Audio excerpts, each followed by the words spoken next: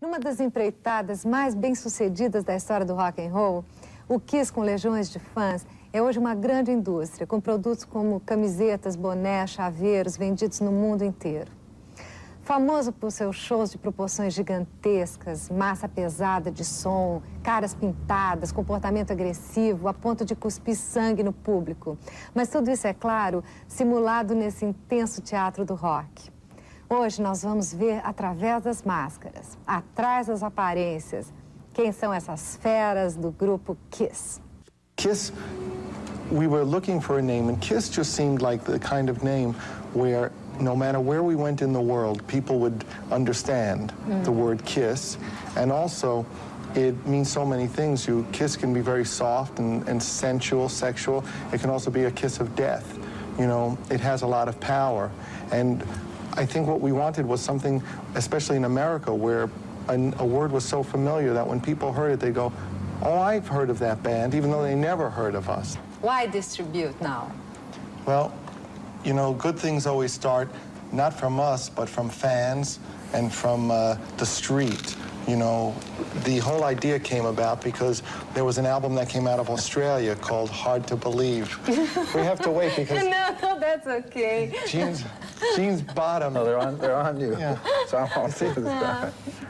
So having a tribute, but you are still alive, right? That's the greatest thing, because most of the time, I don't know about in Brazil, but whenever there is a tribute, they say, ladies and gentlemen, this person was a wonderful performer. Yeah. And if they're still alive, suddenly the curtain opens up and they wheel them out on stage and they kind of wave and then they go back. The great thing about this is we're still not only alive. You're pretty good. Pretty We're not too bad. We'll be in South America. We go to Brazil, Argentina, Chile, Mexico in August and the beginning of September, and we will be doing stadiums and doing a huge show. So this is not a band that is about to stop or to die, although some of us are a little sore today.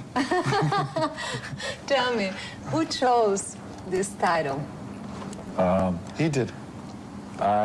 I thought Kiss My Ass would be a good title for the record. Why? Today, now I understand why. No. We didn't want to leave this up to the record company because they probably would have called the record something like The Gods of Thunder or something stupid like that. The Legends. And we didn't want anything like that. So Kiss My Ass felt more like a rock and roll title. More like we're having a good time and it doesn't matter what they say. And it's also, to your friends, it's a way of saying, hey, you know, have a good time, just rock on. And to your enemies, it says, hey.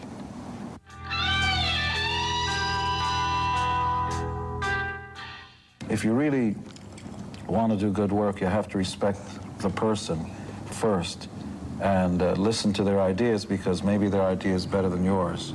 And that's the same with... And it works between many fights? No.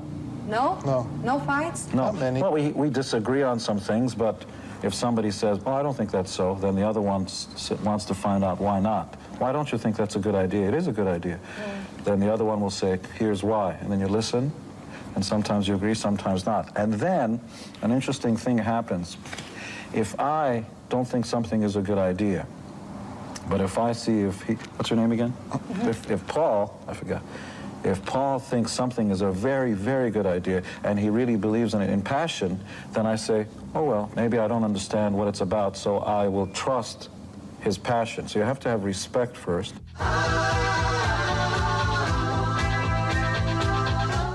He's going to say I'm sensitive, which isn't true. Oh, come Paul's on. worst defect, I'm sensitive. he puts things off a little bit. Yeah, to a little tomorrow, half hour. He's going, what do you mean? Yeah. You know, if something has to be done today, it gets done a little bit later. Lately, especially. Yeah. That's been true. You know, getting ready to have a child, because I told you I had a son like last week.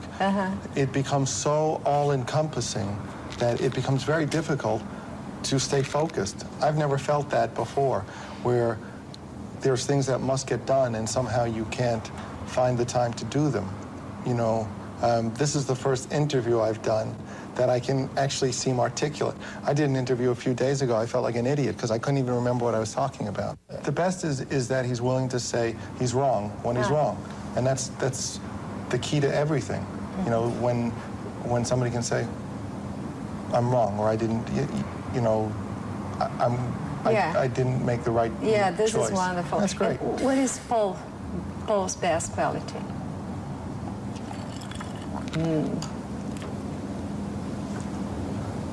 Wow. I did that on purpose to see what he's doing. I think it starts with that, the ability to see something in somebody that you may not see in yourself. Everybody's got strong and weak points. Sometimes it's not something you can put into words, because there's a word called chemistry. It's the give and take of something. And at the core of that is, if you're wrong, to kind of go, okay, I don't even, or you can believe that you're right all the way and still be willing to say, look, I don't agree with this, but if you really believe in this, then you should go with it. So you don't have a competition of power? All the time. Who's bossy? All the time. All the time. Between you? Bossy?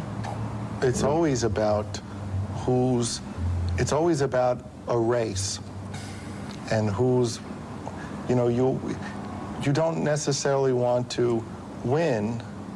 He may want to win. I don't necessarily want to win. I just don't want to fall behind. No, I think it's absolutely about somebody who doesn't have the hunger to get up to the front of the race is nobody you want on your team.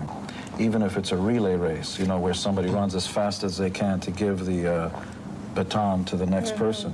But you can be on the same team and be running at the same time. Even if you're on the same team, you want everybody to try to run as fast as they can, so the whole team runs as fast. And if everybody's kind of going, no, it's okay, you go ahead and do it, nothing happens. It just stands still. You shouldn't want to be competitive so much that it hurts the team, but within the team, it has to be competitive.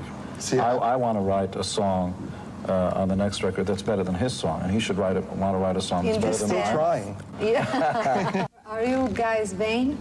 I think the answer is yes, honestly, but I don't think vain in the way people use the word vain. I know that I'm not the best-looking guy in the world, but in my mind, I'm the Greek god of all time. I know in reality, I don't have the kind of looks that people associate, you know, little girl features, the way some girls like guys. But I know, please, I'm telling you, I thought you were about to interrupt. I know when I walk into a room, if they're not paying attention to me, I try to figure out a way so that they will pay attention to me. And this, but because for me, it's about power. It's not about being attractive, because I don't know how to be attractive. It doesn't come naturally to me. During the 80s, when we took off our makeup, I tried to look, you know, whatever attractive is supposed to look like, you know, with cheekbones and pretty makeup and puffy hair and stuff. It didn't work. I looked like a football player, you know, in a ballet outfit. And I think everybody has to figure out for themselves what is inside of them that is attractive. And when you rely on that, you can walk in and steal anybody, take anyone. what about you? To me, vain means pride in yourself. Narcissism is a different thing, you know. Narcissism means you're tied to the mirror. You always have